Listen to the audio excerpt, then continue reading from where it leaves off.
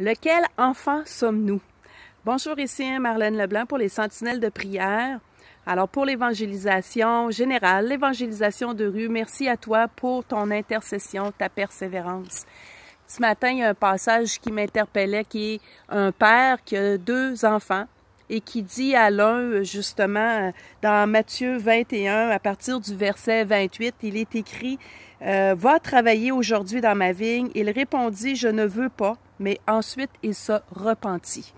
Tandis que l'autre dit « Ben, je veux bien y aller. » Mais il n'alla pas.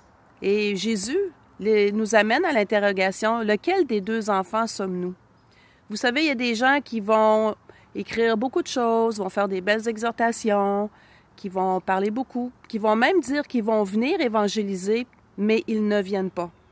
Beaucoup de paroles, mais peu d'action. Pourtant, le Père, il nous demande de peut-être moins parler, mais d'agir, d'aller vers cette nation qui a tellement besoin d'entendre parler de son nom, qui est tellement urgent à cause de son imminent retour. Alors, je me demande ce matin, moi-même, personnellement, lequel des 2 enfants suis-je?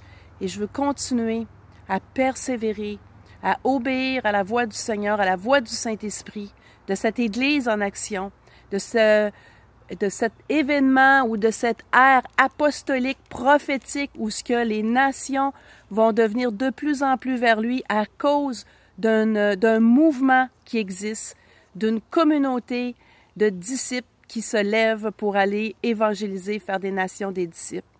Alors, je t'encourage vraiment à méditer lequel des 2 enfants sommes-nous et aussi à prier pour nous, à prier pour la persévérance des disciples et à prier que vraiment on puisse devenir des enfants obéissants et si on ne l'a pas fait, on a simplement à se repentir. Dieu est tellement bon.